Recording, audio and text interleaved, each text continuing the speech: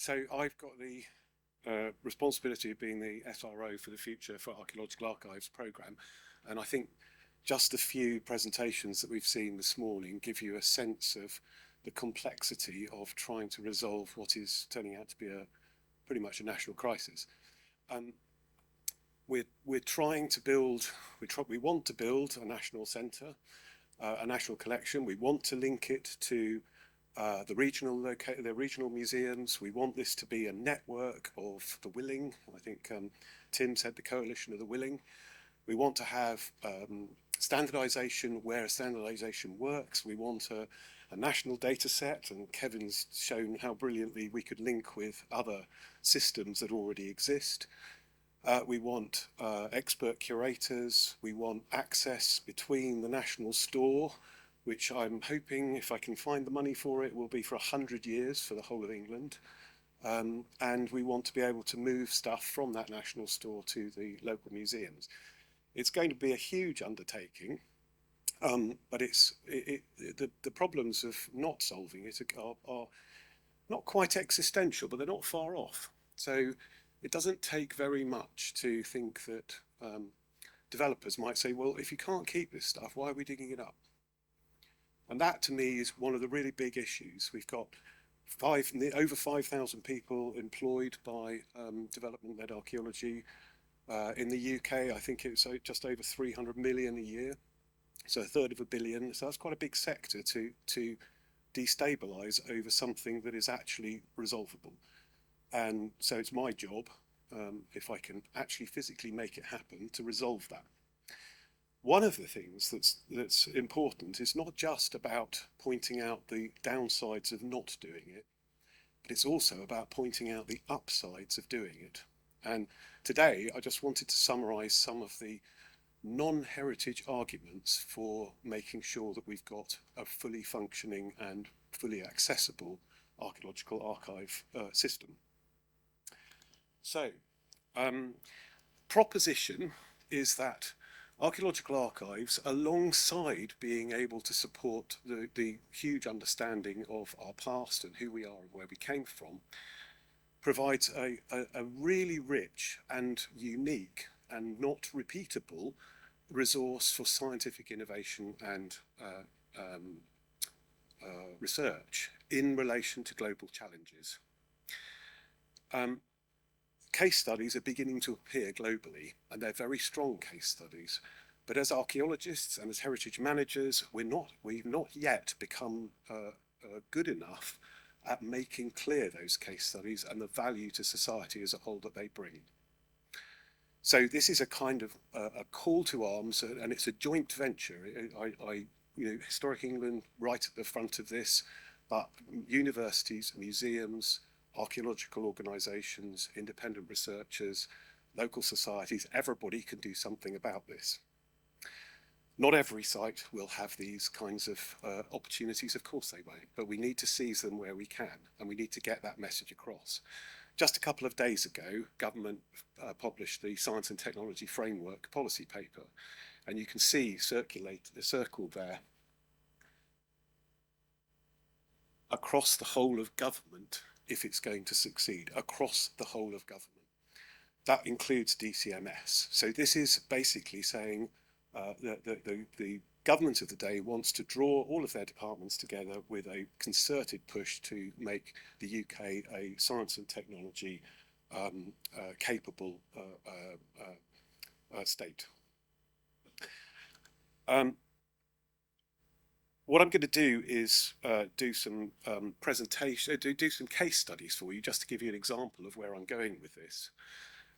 Here is the NERSE review, independent review of the UK's research, development and innovation organisational landscape, published in March 2023. And Paul Nurse, who wrote this, it was a government commission, but it was independent. It's a bit like Neil Mendoza's museums review of 2019. He said, support for research undertaken by galleries, libraries, archives and museums and the heritage and cultural sectors should be increased, and support for long neglected collection-based research put in place. Now, this is in the context of all of our collections and archives to do with everything. It's not just about heritage, but recommendation 11 picked out our stuff, if you like. So I'll do the case studies, and then I'm going to make three suggestions that we might all work together on in different ways. So the first one, and in the top right, you'll see in red the kinds of collections that I think are drawn in by these adventures in science. First one is about who we are genetically, about human evolution. So it's not about our past per se, but it's about how biologically we have changed. And that is of huge interest for global health and also for understanding our own core humanity. Ancient DNA and the rewriting of human history. And what they're saying is only when we started looking at the ancient DNA did we begin to understand that our understanding of human evolution wasn't what it should be. And that's pretty profound. And you can't get ancient DNA from anywhere except ancient humans. And where did they find those? Well, in museums and archives, of course. So that's a really good example, a really fundamental example of what it is to be human and how archaeologists can support that. Pathogens. Well, COVID is not a distant memory, it's a receding memory, but it's one that we will all carry with us. An example of what happens when you get a pandemic. This one is the Black Death. It wiped out something like 50% of the population, the world's population, somewhere between sub-Saharan Africa and the Far East. Research into skeletons excavated have unlocked the genetic history of this, and looking at the biovars, the biovariants of those the Yersinia pestis, the pathogen. And the two black boxes in the little diagram are those biovars that have been found from the excavated material. So this is understanding a killer disease using archaeological archives. And it doesn't take much imagination to think what else could be achieved through the study of this sort of material.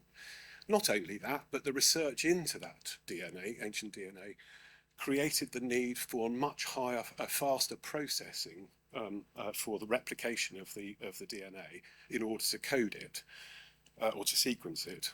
And that led to new technologies which are now in use far beyond this particular issue. So again, a spin-off. I will move from human skeletal remains at some point. Physical health and disease, perhaps associated with pathogens, but slightly different. This is about understanding how our genetic mutations in the relatively recent past, say 5,000 years ago, may have led us to become more susceptible to multiple sclerosis. And those who suffer that will no doubt say that's actually a pretty important thing to try to resolve.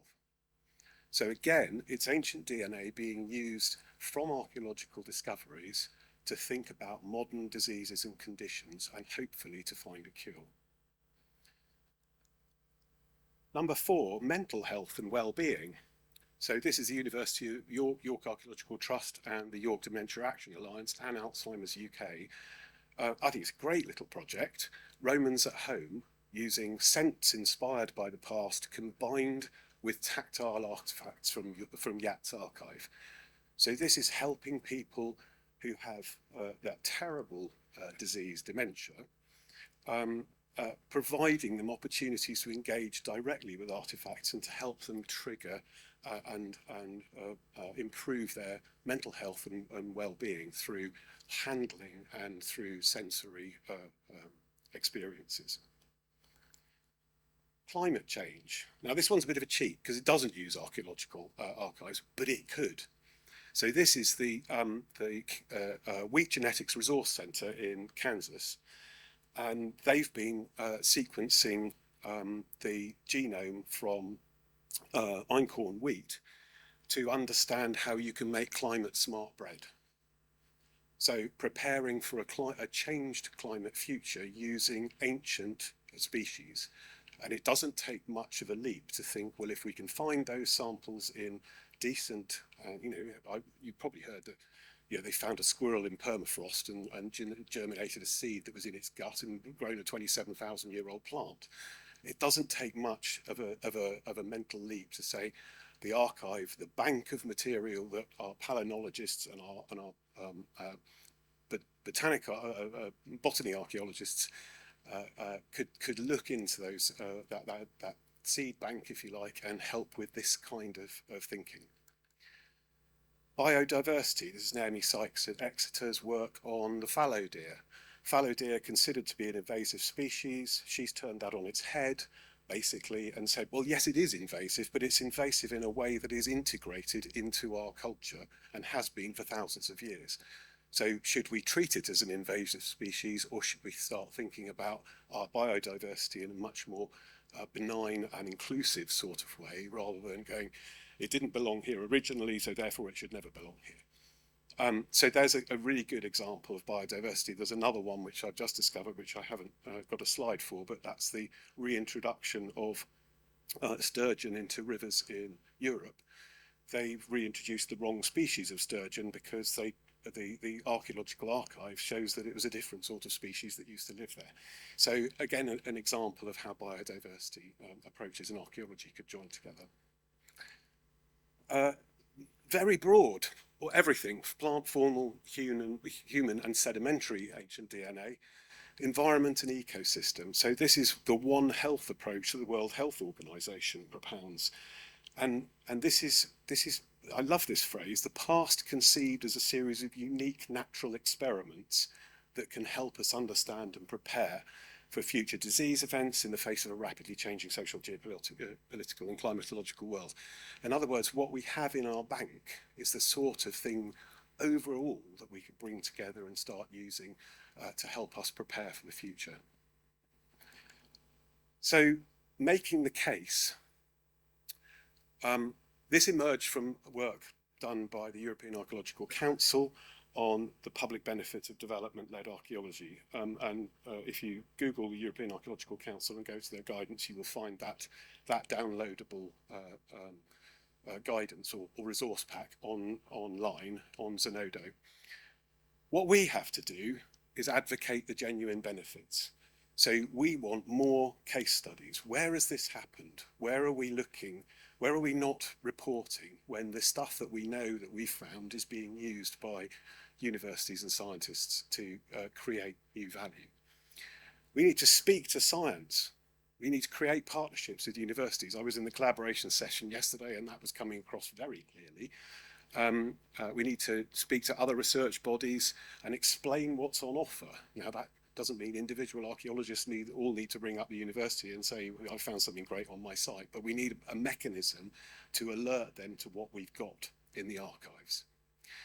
We need to speak to decision makers. So this is the sort of thing I would like to put in front of DCMS to underpin and underscore the need for an archaeological archive centre, which is the positive argument, not the negative argument. If you do this, it will cost a few million, sure, but look at the potential benefits. You really want to pass over on that? And then speak to archaeologists. How do we build this into our project designs? How do we build this into our post-excavation approaches? How do we ensure that in the communications about what should we do with the stuff that we found, should we write it up and give a narrative of the late Neolithic or the Roman or whatever it is? Or shall we do that, but also think about how we signpost it? This is what we found. We think there might be some potential here. Are we using the right language in the tools that we've already got?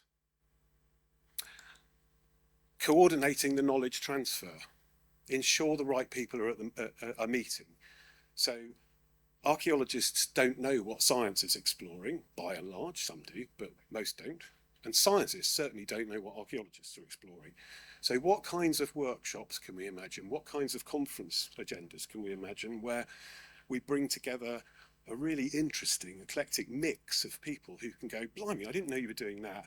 I've got a bright idea.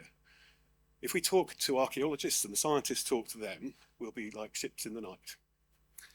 And that together that shared potential can be realised, but it will require leadership and organisation, and that's at multiple levels across the archaeology sector and indeed in the university sector. Directing effort to unlock that potential and drive the impact to make that case. So co-designing approaches with heritage and non-heritage experts.